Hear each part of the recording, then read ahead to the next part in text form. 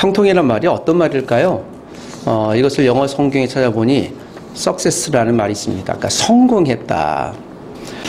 제가 2000년 초에 교수이신 장로님을 뵀습니다. 개인적인 이제 친분을 맺고 그 장로님께서 저에게 목사님 정말 맛있는 식당이 있는데 제가 소개하겠습니다. 쭈꾸미 볶음을 굉장히 잘하는 집인데요. 예, 함께 가시지요. 그 간판 이름을 보니까 그 대머리 식당이에요. 이름도 목사님 여기가 꽤 오래됐습니다. 그래서 들어가 봤습니다. 좀 식당은 옛날 식당처럼 보이는데요. 정말 맛있더라고요. 그분과 함께 한 1년에 한 번은 식사 자리를 갑니다. 다행히도 그 장로님께서 저를 데리고 가실 때마다 이전에 저와 함께 방문했던 것을 기억하지 못하고 거의 매년을 처음 방문하는 것처럼 목사님 잘한 식당이 있는데요. 장로님 저기 작년에도 갔고요. 재작년에도 갔습니다. 라고 얘기하기가 조금 인색해서 그런 곳이 있어야 하고 매년마다 거의 한 7년을 그랬던 것 같습니다. 갈 때마다도 쭈꾸미로 먹었고요. 또 놀라운 건 얼마나 맛있던지요. 네, 요 위에 장희동에 있는 대머리 식당인데요. 예, 쭈꾸미 볶음이 그립습니다. 자, 장로님께서 매번 그 대머리 식당에 저를 초청하는 이유가 있었습니다. 또 그분의 멘토들 같았습니다. 목사님, 이 지역에서 정말 맛있게 잘하는 집입니다. 자, 지금도 대머리 식당은 옛날 음식 유명 식당으로 입소문이 파다합니다. 유명하니 사람들이 추천하는 것이죠. 맛이 없으면 추천 안 합니다. 그곳에 많은 사람들이 가기도 하지만 가는 이유는 그것입니다. 맛있구나. 성경에서 에녹과 더불어 하나님이 유명한 사람으로 자랑하는 인간적인 흠이 한 번도 나오지 않는 두 사람이 존재합니다. 왜 없겠습니까? 그러나 하나님이 보시기에 또 성경 저자를 통해 하나님은 흠을 기록하지 않았다면 그들의 인생에선 우리가 분명 본받을 그런 사람이기 때문이라고 생각합니다. 에녹이 있습니다. 그가 300년 동안 하나님과 동행하고 하나님이 데려가신 한 사람이 있고요. 요셉이 그러합니다.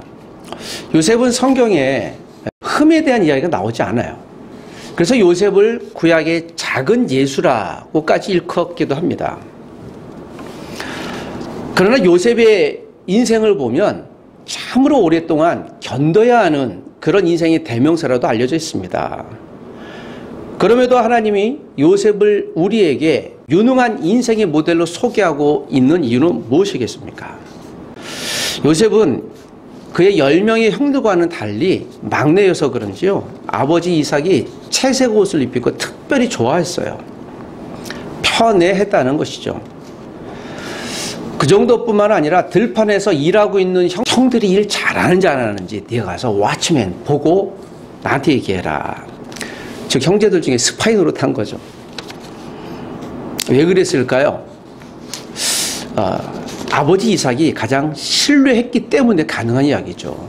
그가 본 그대로 아버지에게 이야기했기 때문에 아버지 이삭은 요셉을 특별히 사랑했던 것 같습니다. 또 자기가 꾼 이 꿈의 내용을 형들 앞에서 자랑스럽게 이야기해요. 조금만 지혜가 있었다면 형들에게 이런 이야기를 하면 야, 내가 형들에게 큰 미움을 받을 것이라고 충분히 생각했을 법한 나이인데요. 형들의 단이 내게 절하고요. 해와 달이 나에게 절하더라 하고 뻐기듯이 얘기하니 형들이 약이 안 오르겠습니까? 그것도 한 번이 아니라 두 번이나. 그리고 결국엔 형들에게 미움을 받아 노예로 팔립니다. 자, 미디안 상인에게 팔리고요. 그리고 애굽의 경호 장관이었던 보디발의 집에 노예로 팔립니다. 얼마나 비참한 인생이 있겠습니까? 그런데 노예로 팔렸는데도 그가 가정 총무를 하게 되어집니다. 애굽의 경호 장관이면요. 재산으로 봐도 권력으로도 어마어마했던 사람이기 때문에 그 집의 가정 총무는 가정부가 아닙니다.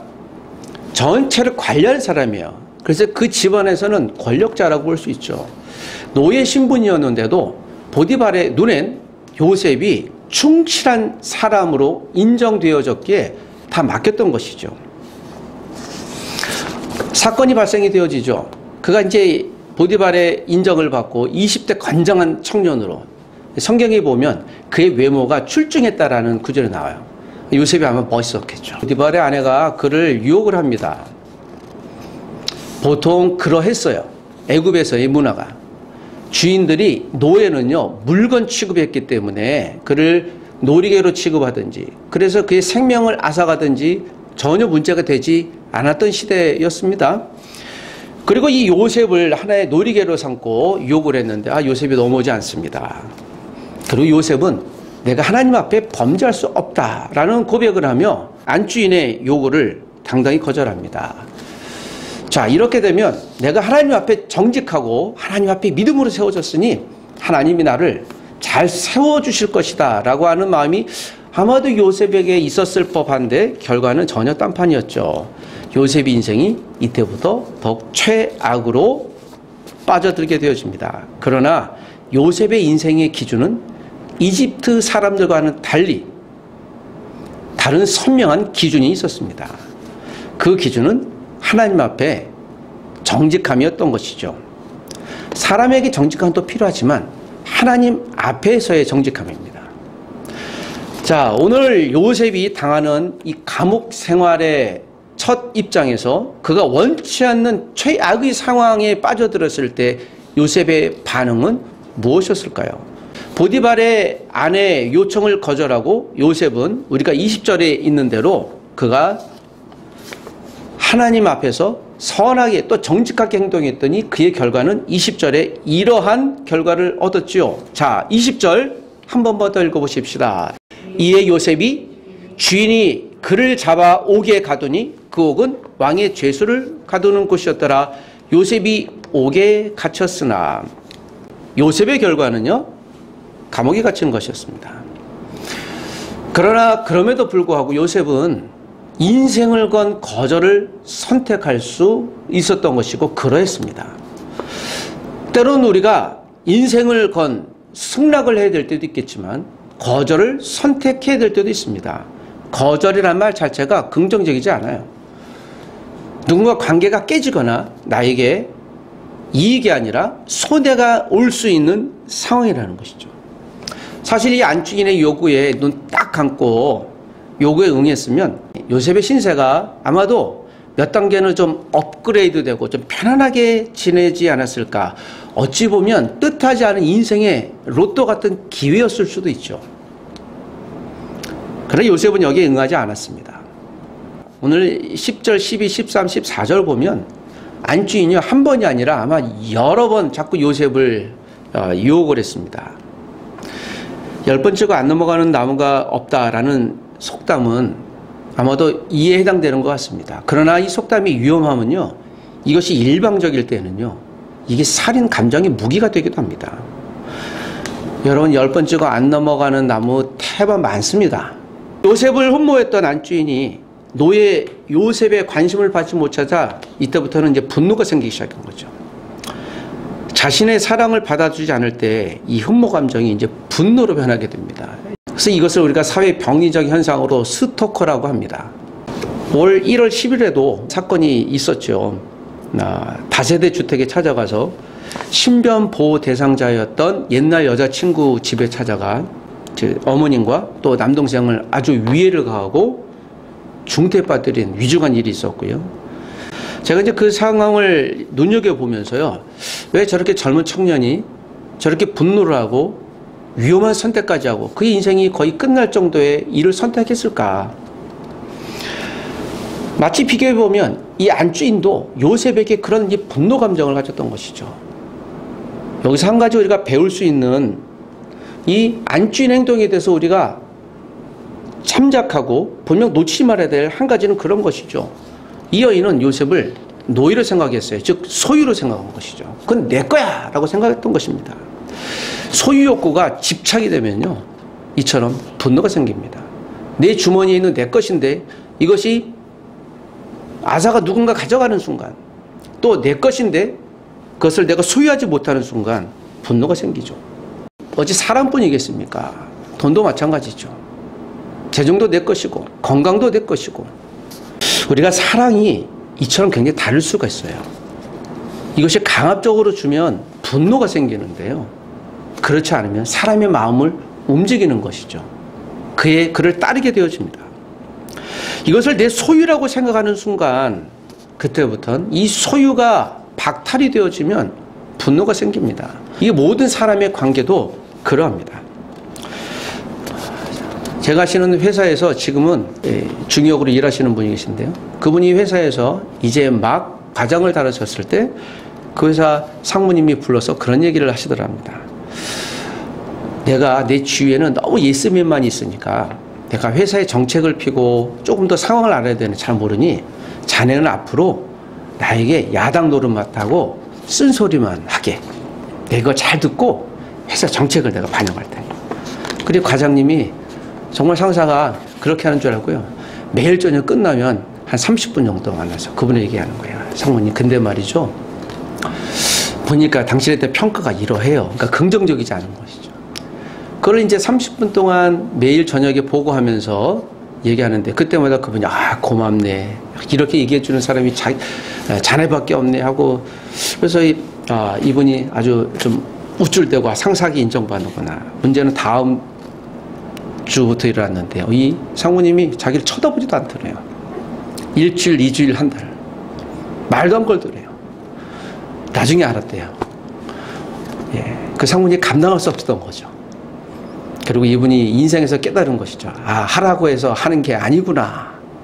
상사는요, 지시의 대상이 아닙니다. 변화의 대상이 아니에요. 설득의 대상이죠. 저도 이제 그 원칙을 잘 압니다. 사람들이 있는 데서 상사를 설득하고 흠을 하는 순간 그 관계는 더 이상 돌이킬 수 없어요. 그 내용이 맞고 틀림에 관계없어요. 여러분, 저에게도 혹시 제가 흠이 있거나 문제가 있으면 조용히 와서 얘기해 주시기 전에 꼭 기도해 주세요. 저도 감당이 안 돼요. 그걸 제가 알아요. 그래서 제가 들을 때 아무리 친하더라도 제가 목사님 중에 할 얘기가 있는데요. 그래서 혹시 부정적인 얘기만 하지 마세요. 제가 마음의 준비가 안 돼 있습니다. 잘못하면 관계가 깨지는데 저도 감당이 안 돼요. 이 사람이 다 똑같습니다. 이 여인도 그랬던 것 같아요. 그러나 어쩌면 요셉은 참 무지한 선택을 했겠다라는 생각이 듭니다. 인간적으로 보면 한번 눈 딱 감고 그러면 인생이 좀 편했을 텐데 왜 그러지 아니했을까? 창세기 39장 9절에 이 구절이 요셉의 기질을 드러내는 것이에요. 내가 어찌 이 큰 악행을 행하여 하나님께 득죄하리까? 사람은 안 봐요. 괜찮아요. 그런데 요셉의 입장에서는 그는 한 가지 기준이 있었습니다. 하나님 앞에요. 콜하면 돼요. Before God. 나는 하나님 앞에서 하나님이 나의 왓치맨, 즉 하나님이 나를 지켜보시는 분이기 때문에 제가 하나님 앞에서 정직해야 됩니다. 여러분, 성도는 영적인 전쟁 가운데 있는 줄 믿습니다. 매 순간 크고 작은 하나의 문제라고 할지라도 순간순간이 영적인 전쟁이에요. 이것을 내가 최선으로 선택했음에도 불구하고 이 결과가 나에게 다르게 올 수도 있고요.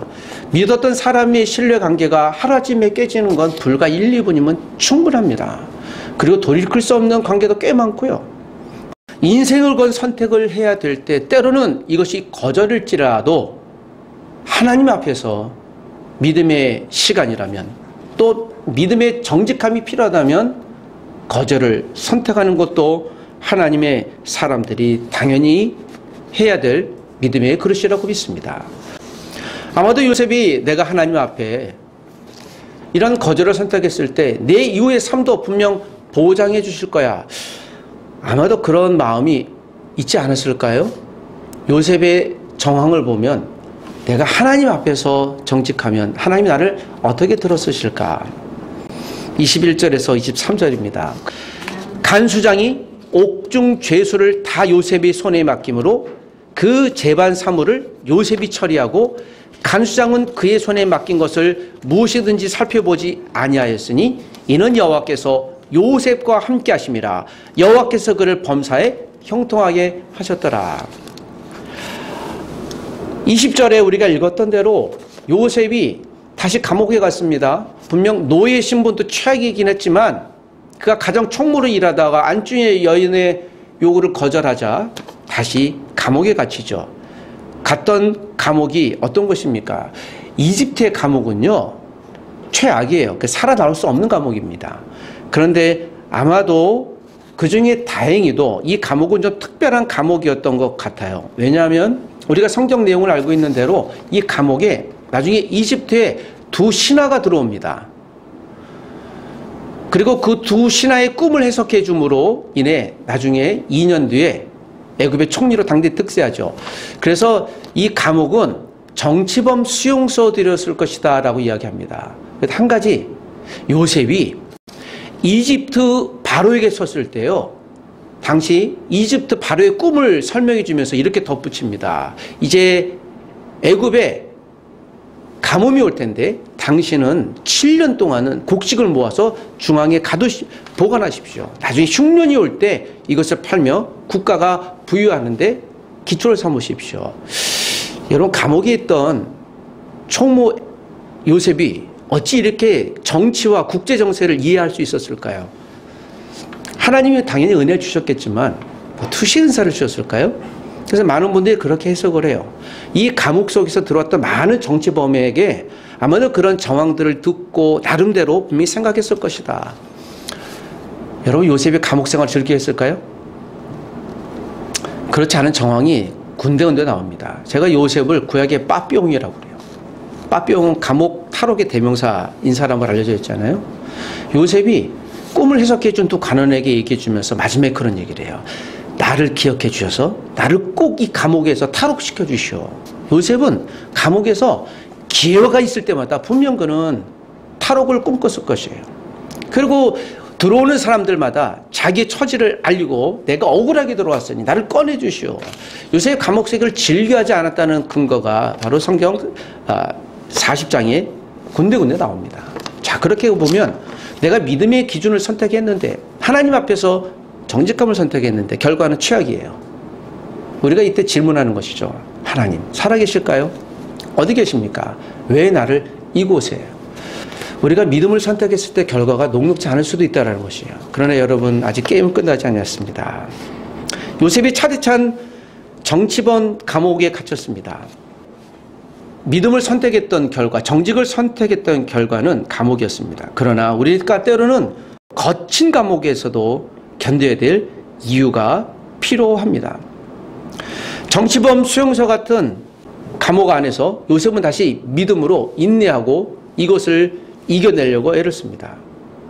여기서 그런데 요셉이 감옥 안에서도 간수장이 인정을 받았어요. 간수장이 인정을 받고 나서 요셉이 22절 보니까 재반 사무를 처리하는 총무가 되어졌어요. 이 총무를 NIV 성경 보니까 매니저라고 나옵니다. 매니저라고 뭐예요? 관리하는 사람이잖아요. 전체를 다 아는 거예요. 요셉이 총무 출신이구나. 집안에서도 총무하고 감옥에서도 총무하고, 총무라는 직책은요 정말 신뢰하는 한 사람에게 주는 권한이에요. 모든 재반 사무를 관리했다라는 것은 경제뿐만 아니라 인사권이나 모든 크고 작은 것들이죠. 그래서 학교에서도 보면 총무과, 총무과장, 총무처장이요 모든 걸 다 아는 거예요. 이 재정부터 시작해서 모든 크고 작은 여러 가지. 감옥 안에서도 그의 일상의 이 일투를 보니까요, 감옥 간수장이 요셉이 괜찮아요. 그리고 신뢰할 만해요. 능력이 있다고 맡기지 않습니다. 하물며 정치범 수용소, 고급 관리가 오는 그 수용소에 그것을 전체 재반 사무로 맡긴다는 것은 요셉의 능력이 일상에서 어떻게 출중했는가, 능력도 있었을 뿐만 아니라 이 사람은 주인을 배신하지 않을 사람이라는 것이죠. 그리고 이집트의 바로가 요셉을 왜 총리로 세웠겠습니까? 총리가요, 총무예요. 여러분 혹시 나한테 일들을 맡겨서 내가 맨날 만년 총무원 한다고 여러분 너무 인색해하지 마십시오. 하나님이 저를 어떻게 사용하실지 잘 모르겠습니다. 하나님이 맡겨주신 일이 많을 때 감사하시기를 부탁드립니다. 이 총무를 보니까 총무는 뭐든지 할 수 있는 그런 사람. 제가 이것을 요셉 말로 해석해 보니 멀티플레이예요. 그리고 이것을 이제 융합이라고 할 수 있습니다. 컨버전스죠. 요즘은 융합의 시대잖아요. 한 개만 잘하는 것이 아니라 여러 가지를 합쳤더니 이거 새로운 것이 나오는 것이죠. 멀티플레이어, 융합에 유능한 인재. 그러니까 요셉이 지금 시대를 보니까 그가 여러 가지 맡겨주면 다 일을 해낼 수 있는 것이죠. 발박미인이라고 할 수 있습니다. 요셉은 여러 가지 재능도 있었지만 그 재능을 인정받기에 근본적인 기질은요, 그가 리더에게 순종하는 것이에요. 절대 이 사람 배반하지 않을 것이다. 하나님 앞에서 그가 믿음을 포기하지 않았던 것이에요. 이유가 거기 있었던 것이죠. 비록 감옥 안에 갇히겠지만 여기서 하나님께서 우리가 읽었던 마지막 23절에 요셉을 형통하게 하셨다. 이 말씀에 우리가 주목하기 원합니다. 자, 이것도 여전히 제가 성경을 보니까 석세스로 나와 있어요. 여러분, 요셉이 성공했습니다. 그러나 이것을 단순히 문자적으로 해석한다면 우리는 세상의 사람들과 굳이 다를 바가 없을 것이에요. 이것은 단순히 성공이 아니라 형통케 하셨다라는 것은 무엇에 성공하게 하신 것입니까? 그가 믿음을 잃지 않게끔 성공하신 것이죠. 여러분, 요셉을 왜 애굽의 총리로 하나님 세우셨을까요? 애굽의 총리가 되기 이전에 요셉은 반드시 감옥 안에 있었어야 돼요. 그래야 요셉이 두 명의 관리들의 꿈을 해석할 수 있었기 때문이죠. 그리고 요셉이 이 안주인의 요구를 거절해야만 했었어요. 그래야 요셉이 감옥에 가니까요. 감옥에 가서 또 관원을 만나야 되니까요. 그리고 오늘 본문이 시작이 되어지고 나서 아직 2년이 더 기다려져야 돼요. 2년이 지나야 요셉이 30세가 되었거든요. 지금 28살 스토리입니다. 이집트에서 공무원이 되기 위해서는 30세 이상만 돼요. 29살 때 꿈을 해석했으면 요셉은 계속 감옥에 있을지 몰라요. 정확히 30살이 되어졌을 때 하나님의 타이밍은 정말 누구도 모르겠어요. 나중에 우리가 보니 요셉이 이 사건이 그러했겠구나라고 해석이 가능하죠. 이 당시 요셉의 입장에서 보면요, 속 뒤집힐 일입니다. 정말 밤마다 없을 일이에요. 하나님, 왜 내가 이곳에서 계속 이 일을 해야 되겠습니까? 지루한 견딤의 시간이었을 것입니다. 내가 여기서 인생을 마감하는 것 아니야? 그러나 하나님은 요셉을 읽고 있었습니다. 요셉의 시간을 카운팅하고 있었습니다. 우리가 언제 성공할지 몰라요. 사람의 마음을 움직이는 분은 하나님입니다. 간수장의 마음을 움직여 이 감옥에 총무를 시킨 것도 하나님이십니다. 바로 그의 마음을 움직여 이집트의 총리가 되게 하신 것도 하나님이십니다. 요셉이 놓치지 않았던 단 한 가지가 있었습니다.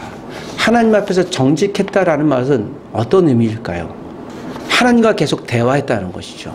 하나님과 대화했다는 것은 무슨 의미겠습니까? 요셉이 여러분 감옥 안에서 혼자 있을 때 열심히 지금 우리처럼 주일 예배 지키고 손 들고 하나님을 찬양하고 성경을 그랬을까요? 못했을 것이에요. 혼자 은밀한 시간이었겠지만 조용히 하나님께 기도하고 스스로 하나님께 내 뜻을 묻고, 하나님, 내가 이 상황에서 왜 이 자리에 있어야 될까요? 잘 모르겠지만 인내할 수 있는 힘을 주십시오. 그가 그런 고백을 하지 않았을까요? 성경은 거기에 대해서 침묵하고 있지만 충분히 우리가 생각할 수 있는 대목이라고 생각합니다. 즉 그는 예배의 자리를 놓지 않았던 것이죠. Not success, but service. 우리가 많이 알고 있는 내용입니다. 성공이 아니라 섬김을. 이 서비스라는 말은요, 우리가 한국에서는 이것을 다른 용어로 쓰기도 하는데 서비스하고 주죠, 그냥. 네, 이게 무료라는 것이잖아요. 이 서비스가 두 가지 의미를 하게 됩니다. 하나, 예배예요. 영어 표현에서 예배한다라는 쓰고요. 그리고 한국적인 표현에서 무료라는 표현인데요. 이게 참 공감이 돼요. 예배할 때 여러분, 우리가 하나님께 어떤 대가를 요구해서 이 자리에 참여하는 것이 아니라, 주님, 내가 그냥 이 자리에 있는 것만으로도 감사합니다 하고 이 자리를 참여하고 하나님께 드리는 것이죠. 요셉이 어떤 대가를 요구하지 않았을 것이에요. 그는 예배하는 사람이었습니다. 그를 믿음의 사람으로, 그리고 이집트의 총리가 되어져야 그가 가나안 땅에 들어갈 수 있는 한 민족을 살리는 통로가 되었던 것이죠. 결국 요셉의 형통은 한 사람의 성공이 아니라 한 민족을 위한 하나님의 계획된, 하나님의 시간표에 있었던 작업이었던 것입니다. 저는 저와 여러분 한 분 한 분들이 하나님이 더 높여주시는 분이 되시기를 주의 이름으로 부탁드립니다. 하나님의 시간이 하나님이 들어 사용하시는 분이 되시길 주의 이름으로 축복합니다. 성공이 아니라 섬김입니다. 성공이 아니라 예배입니다. 섬기는 자, 예배하는 자.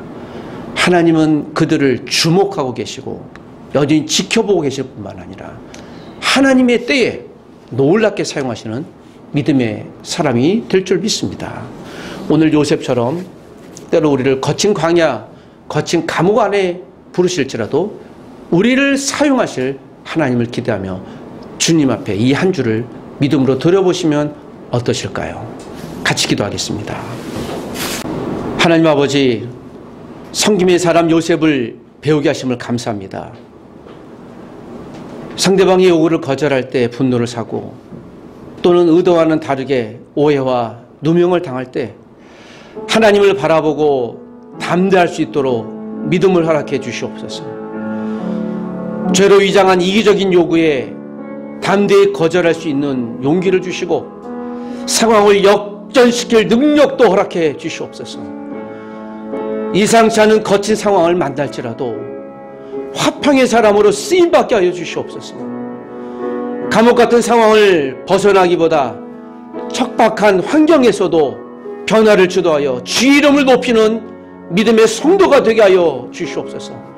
섬김의 자리, 예배의 자리에서 하나님의 시간으로 견디는 믿음의 성도가 되게 하여 주시옵소서. 주여, 주님 앞에 쓰임받는 하나님의 통로가 되게 도와주옵소서. 주여, 이 민족의 교회가 하나님이 사용하시는 믿음의 교회가 되게 도와주옵소서. 성공을 강구하기보다 섬기는 교회가 되게 도와주시고 겸손한 교회가 되게 도와주시고 예배하는 교회가 되게 도와주시옵소서. 오 주여, 이 한 주일 동안 우리의 허락하신 믿음의 사람들을 위하여, 한 영혼을 위하여 우리가 기도의 자리, 예배의 자리를 지킬 수 있도록 인도하여 주시고, 부족하지만 우리가 가는 곳마다 거친 곳이 하나님의 화평한 곳이 되게 도와주시고, 거친 광야가 옥토밭이 되게 도와주시고, 향기나는 복음의 꽃이 될 수 있도록 우리를 사용하여 주시옵소서.